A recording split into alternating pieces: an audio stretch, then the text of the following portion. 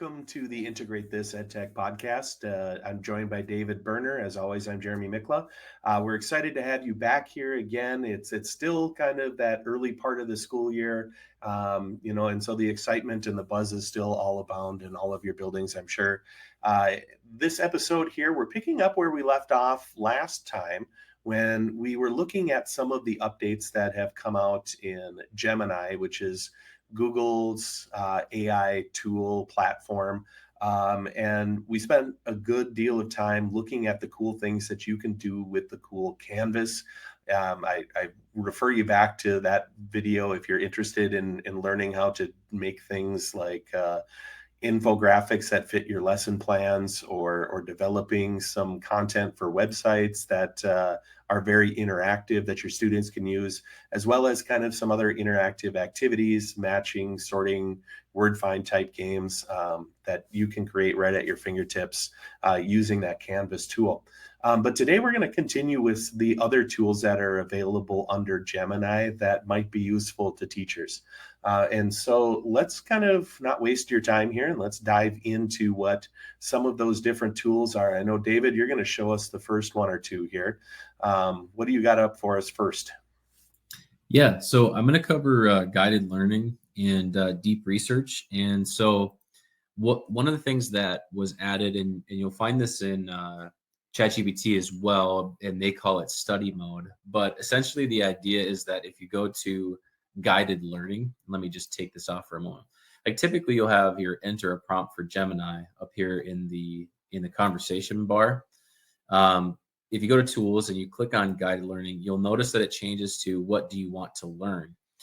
The idea behind this is that it's like a conversational tool where it will based on the topic, right? It will give you follow-up questions to help you learn about something. So if let's say that I put in I would like to learn about car mechanics. Then it's going to put in as a response, right? That's a great topic to explore. A car is a complex machine with many different systems that work together to make it go. Then what it'll do, and I've seen this about every time, is it will ask you some follow-up questions initially, because depending on the topic, if it's complex like this one is, where there's many different avenues you could go down, it will ask you to kind of narrow that down so that you can focus on a particular area. So depending on the topic and depending on what it is you're focusing on, how much initial information you give it on this initial prompt, it will respond based on that. So this, it says, let's focus on two main parts that are responsible for movement, the engine and the transmission. Would you like to start by breaking down what the engine does, looking at the role of the transmission, or understanding how the engine and transmission work together? Now, one thing you could do is, like, maybe you didn't think about this right away, but you're wondering more about, like, let's say you're wondering more about like tires or something, or, axles and brakes or whatever you want to put in there. So you could reorient it. You just have to make that request in there. Now, what we'll do for this one is we'll just say, let's focus on number one. Okay, so it says, let's start with the heart of the car, the engine. It gives a little breakdown of information, so it gets you started initially. And then as you read through, it will give you something like this. To understand how an engine works, we can break it down into four main actions that happen inside each cylinder. They're often called the four-stroke cycle.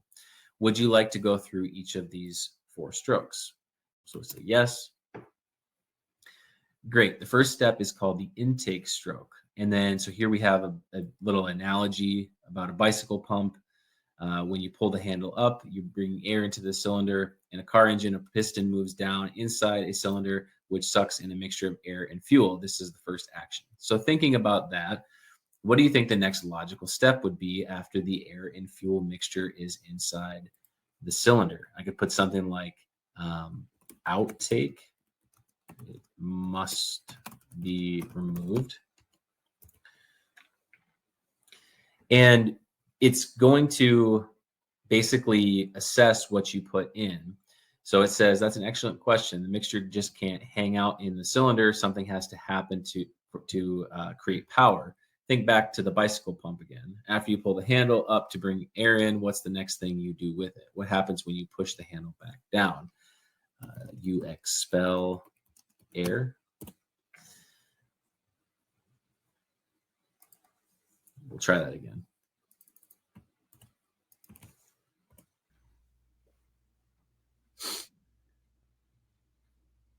So the bike pump does push air out, but in the engine, the goal isn't to get rid of the air and fuel mixture. Instead, the engine needs to get a lot of power from it. So after the piston pulls the air and fuel mixture into the cylinder, it moves back up and squeezes it. What do you think happens to the mixture when it's squeezed into a much smaller space? It generates power. Okay, so this is all what you're seeing happen here is, and I just chose a topic at random, and I don't, know a ton about engines or transmissions and how they work through these, but the idea is that whenever you're engaging with the guided learning process, it's going to be sequenced in a way where you give responses, it reads your responses, gives you more information depending on what you said. So it might say like, "Oh, you did get that answer correct," and reaffirms that with more information. Or it might say, "You're not on the right path," and maybe it will reorient you to reconsider some things and ask some follow-up questions. Now, it's taking us through the four-stroke process of how an engine operates. So it's going to continue down that path. And we're not going to go all the way through that, but it says here this second step is called the compression stroke. But what it's trying to do is it's trying to ask you questions as the one that's engaging with the guided learning. And so it's going to eventually work its way through all four of those steps. And during that whole process, you're considering things, you're giving responses based on your own knowledge, and at the same time learning as you're engaging with it. So the guided learning process, you could use this for any topic. Students could use this so that they could learn about something that you're talking about in class. So if you're in a unit and you have a certain concept that you're wanting them to think about, maybe it's the scientific method, for example, right? You could put that in there, and then they're learning about the scientific method and the different steps that are a part of that. So there's endless possibilities here where you could determine what you want to do with this guided learning. But the idea is that it's more of a process rather than just spitting out answers in maybe like our basic prompt when we don't have guided learning engaged. But it's taking the role of almost as an educator, right? To have you consider things, give you information, ask you follow-up questions, etc. So I that's think guided learning. Yeah. Yeah, I see like great potential there for students to be able to explore things that they themselves are just curious about. Maybe, yeah, and definitely I could see it, where it's like you said, scientific method and the teacher directed topics. But boy, if a student could just start exploring something on their own, and really get into that deeper learning that could take place when it's not just here, read this and comprehend it, but now it's interact with it. It's being asked questions by that chatbot at the same time, where I can see that that would just really grow their interest level in certain topics. So I think that's a great tool, and I think especially for students that are that 13 plus that could have Gemini put in front of them at the school if their school chooses to allow it. Right? Yeah, absolutely. So yeah, there's definitely a lot of potential here. One thing I we don't do enough of, I don't think, but the using the microphone. Keep in mind, like, you don't have to type everything out. You could do this through audio too. Real briefly, I could just say, I'm not sure what the next step would be. I'm not sure. I'll try this again. I'm not sure what the next step would be, and then we just hit enter. Oops.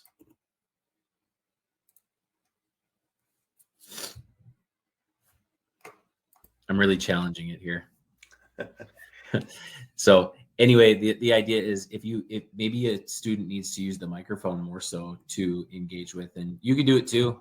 One thing that a lot of people that are working in AI have gravitated towards is just using the audio version because it's so much quicker. Mhm. But either way is fine. You can use the text. You could type it in. You could either use that or the microphone. But that's guided learning. Really, I think you should check it out. Try it with a concept or content that you're working with currently, and see what's produced by it, and see if, what you think of it. The next one, and we'll just start a new chat here. The next one is deep research. Now, with deep research, you could put in any topic that you want to, and I just want to show what process this goes through. Let's say that I need to gather information about the impact of Gen AI on the education system. And so we can hit submit on this. Again, you could put in a lot more information if you want to in your prompt, but it's going to process this request, and then it's going to break down what you have as your prior to starting the research. What it's going to do is give you a breakdown of what it is that it thinks you want it to do. So these steps here are basically, once you click on the start research button, that's the steps that it's going to go through to process your request and make this happen. Now, what you can do is, as you're reading through these steps, maybe you want to add a step, or maybe you want to take a step out or edit the language of a particular step. So you can hit edit plan, and you could tell it what changes you want to make, right? So that's something you could definitely do. Maybe we did that by mistake. We just say none. Okay, and then it's going to just push this back into our space. Now, what's great about this is when you click start research, it's going to go over to our Canvas area, which if you watch part 1, we talked a bit about Canvas, but it's really going to go through this process of analyzing the research that it finds around this topic. So you can kind of see a couple of things here happening. Over here, you have the process that's going on. So you see this little icon over here, and it says researching 32 websites. Now, over in our Canvas side, we have this show thinking. This is breaking down for us the process that it's going through based on those steps that we indicated, and working through that process to get eventually to our request, right? We're trying to learn more about Gen AI's impact on education. What's great is you have, with each one, you'll see that it gives you what it's doing, the actions that it's essentially performing. Then you have the websites that it's pulling in and researching to base its responses off of. Then it kind of continues through its process. It's synthesizing the research that's out there. It continues on through its steps, working through. You can kind of see over here an updated, where that circle is kind of nearing completion, where you have the analyzing results. If we want, we can toggle over to sites browsed. So this is our 32 websites that it's going off of. What I really like about this is that the ability to it's grabbing those research pieces for you, and you can go directly to them. So then you have kind of your ability to read those articles, read that research, check if it's something that, if it's along the lines of what you were actually working towards. Maybe that particular article isn't on par with what you're trying to get at. Now, this would be because it's academic integrity and generative AI. So that's great. But you'll see a number of different research articles here, and you can go to any of those around your topic. All right, so once our research has been completed, it will generate for us in this Canvas area it will generate a breakdown of that research. And so using all those websites, pulling together essentially what looks like a research paper, and you can look through this in its entirety. And we know that the information was pulled from these various sources that you'll find at the bottom. One thing that's important, I think, is if you're really trying to hone in on a particular topic, you're still going to want to probably look through those research websites. And before you get to this point, maybe evaluate like what ones you want to remove and have it focus on more. So you could play around with that, and you could kind of tailor that to what you're looking for. But you do have up here at the top, you have your table of contents, so you can jump down to any of the various sections that are part of this this research. You can also export. So you have two options. You can copy the contents, and if you want to move that over to something else, maybe it's Microsoft Word or whatever you want to do there, you can copy it and paste it, or you can export directly to Docs, and that will create a brand new Google Doc for you of that same content, which is great as well, because then you can kind of, you know, play around with it, and you can highlight things and suggest stuff and share it and all of that.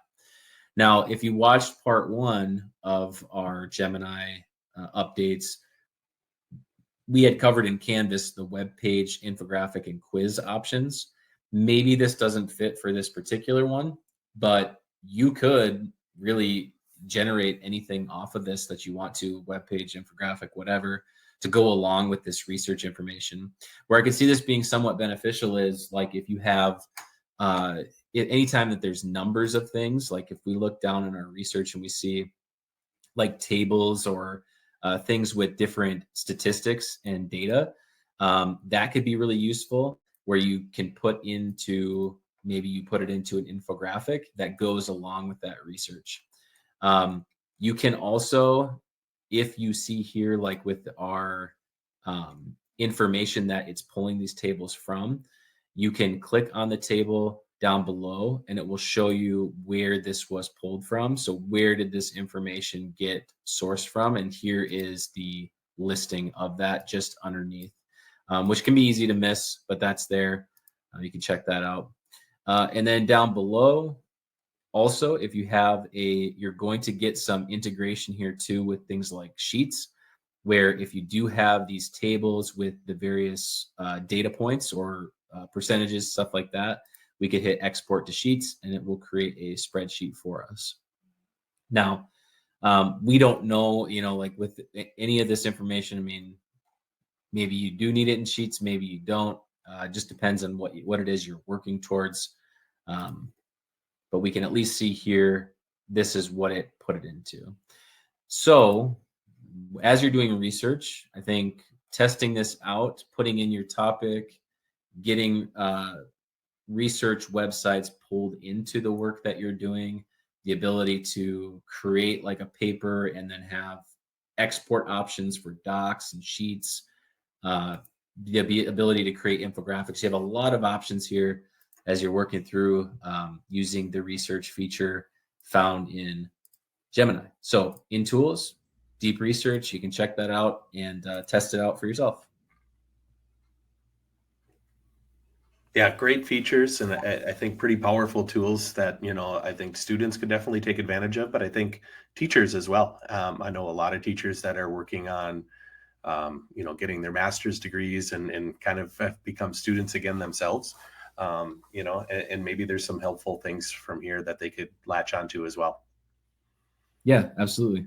So you're going to take us now through image and video, which to me are always very cool. I'm always interested in those. So Yeah. So let's dive into this here. And maybe you've been following a little bit of the buzz around the new image creation tool. They've kind of codenamed it Nano Banana. You know, great name. which I think is kind of funny, and you know, it's kind of caught on, and even Sundar Pichai has kind of like taken on to that as well, and some of the little hints he was trying to drop about it through social media and stuff about some of the things, the powerful things that you can do here with this image creation that previously in Gemini you were not able to do. One of the things that used to frustrate me so much about image generation using Gemini was that it didn't do people very well at all. And that has totally changed. And I think they've kind of like skipped above people, not people, some of the other platforms in the things that they can do. So I'm going to first point out here again, I know if you watched that first episode, we talked about the different models here, that there's the 2.5 Flash and the 2.5 Pro. For the image generation, I'm going to go with the Flash version here. And I know when I was doing some coding stuff or having it do some coding stuff for me, I used the Pro. But what I'm going to go into here is also under the tools, and I'm going to choose to create an image.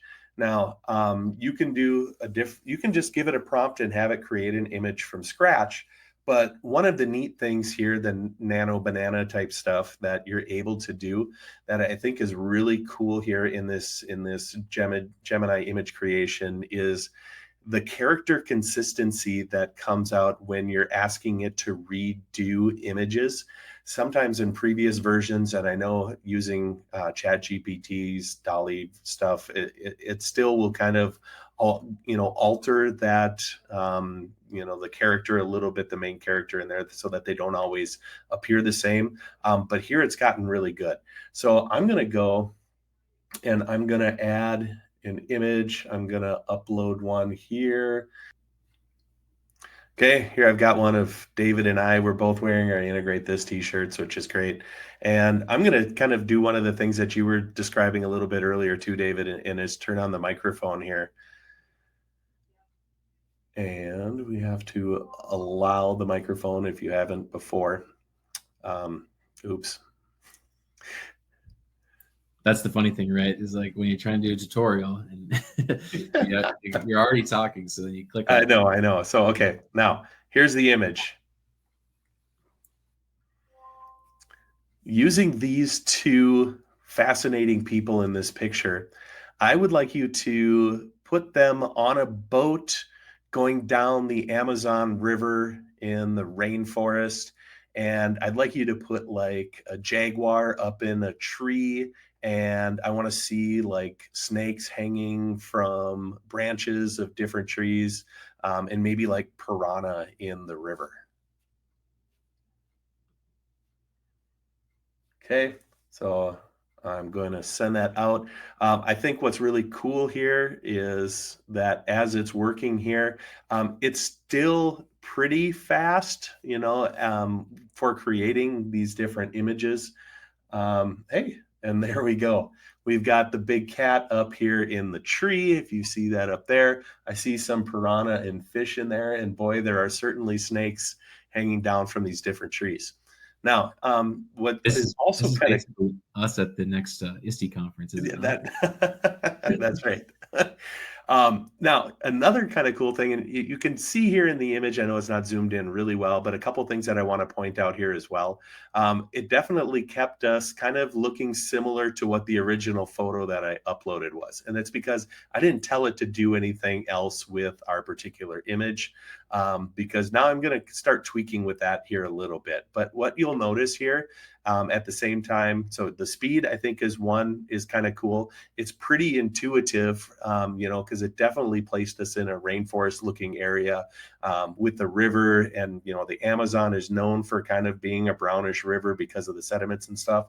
But also look in this lower right hand corner. That with the image generations now within Gemini, it's getting a watermark that is being placed onto it. So I think Google's trying to get out ahead of some of the deep fake stuff that's out there by watermarking their images, which I really appreciate, honestly, that gets thrown in there. Now, let's try to take this here. All right, now what I would like you to do is to give us more like rain gear that we are wearing, and maybe like a rain hat on each of our heads. And then I would like you to make it not so sunny, but make it a rainy day. Yeah, let's try that. Okay, so What I really like here too, when you do record, if you want to delete some of the text before you submit it, you can definitely do that. All right, let's see what it comes up with here. Again, pretty fast. What we want to see here is that the characters, David and I, show up as kind of consistent and identifiable, but it's going to change some stuff about our images here. And hey, there we go. I think it's still pretty identifiable here as who we are. It didn't change our positioning things here. David, I could still tell, is wearing his shirt, but it made it rain. It changed, it put the rain gear on us, and so it really is kind of cool how it's able to kind of keep some of those patterns throughout. I still see the big cat in the tree. The snakes are still there. The fish are still there. So it really did hold true to not just what I asked it to do this time, but what I asked it to do before. Which is a huge Really cool. improvement too, because like in the past, it's always been whenever you'd want to make changes to a video, or not the video, but an image, it was like basically it would generate an entirely new image, and it was unfortunate because you would like certain things about it, but then you just wanted to make minor tweaks, and this is a great improvement for that. Yeah, exactly. I'm just going to show you one other example of some that I did a little bit earlier. I have a group photo of some people that went to ISTE with us in Philadelphia. And so I said, okay, take this group and place them on the deck of the Titanic before it sank, kind of like when everyone was happy. So it did just that. It didn't change. We look out of place, I think, on the Titanic here, though, at that particular time, because we're all looking kind of modern clothing-ish. So then I asked it to make it like an old-time sepia feel. So it did change kind of the tone of it, but not the costumes yet. So then I said, okay, make us look like we're dressed in gear that reflects the time period. So it gave me a nice kind of bowler type of a hat. It put a couple of the ladies in there in kind of the dresses, but not everybody. And so again, I think I would have to be more specific in how I prompt it to get it exactly the way that I want. Then I said, put life preservers on, because I mean, it is a ship, it could sink. And it only put life preservers on a couple of the guys that are in the back row, but they're there and they look like kind of old time life preservers that someone might wear.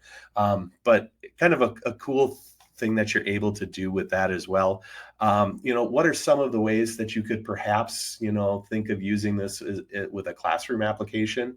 What about generating images, that maybe puts the student in the main character for a book that they're helping to create, or some writing passages that they have? You could ask it to put people into a historical context. Maybe you want to be that person that's in the boat with George Washington going down the Delaware. And you could definitely do that sort of a thing. Helping to visualize maybe some other things like science concepts, maybe some renewable energy systems and ecosystems that you're studying, and can help bring that visualization to part of that as well. Maybe it has to do with learning foreign languages, world languages, that you can help illustrate some of the concepts to teach vocabulary, using actual people from within your class. So I think a lot of different practical applications that you could use for this. And again, I would point to some of the privacy things. Make sure that if you are going to use this, that you are still trying to protect the personally identifiable information of your students. So don't give them everything, but yet know that Google is protecting that data that is entered into it, where it is stored locally, and they're not using it out in the rest of the world. But it's still, I think safety is still key when you're using any of those things. So those are the image creation capabilities that Google has. And I think we've shown you some great things here, but I'm just going to point out one thing here that is not going to be available to people that are on the free version of Gemini. Like we said, I do have a pro account of it. And so one of the other features that you can do within here, and I'm just going to go to this new chat. Where did I have that? And under the tools, one of them that I have is to create videos with VO. And so I've reached my limit for today, because I've already made 3 other ones. So I thought I would just kind of give you a brief intro to what those ones are. and just show you. Here is an example of another picture David and I that I uploaded, and I asked it to make a video with these two characters go out for lunch in a Mexican restaurant. They ordered chips and salsa with a side of guac. And here it created this video. Let's just take a look at it. These chips are amazing. I know, and the guac is perfect. These chips are amazing. So just kind of a cool. And then I thought, well, David was presenting about some of the things that you can create with the Canvas tool. He talked about hand washing infographics and graphics that were created. So I started out asking Gemini to create a prompt that I can use to create an 8-second video, because VO is kind of focusing on an 8-second type of a length here, at least as of now. And so it gave me a prompt here that I could then turn into creating an animated hand washing video, which is ready. Let me just make it a little bit easier to see. Now, I haven't watched this one yet, but here it is.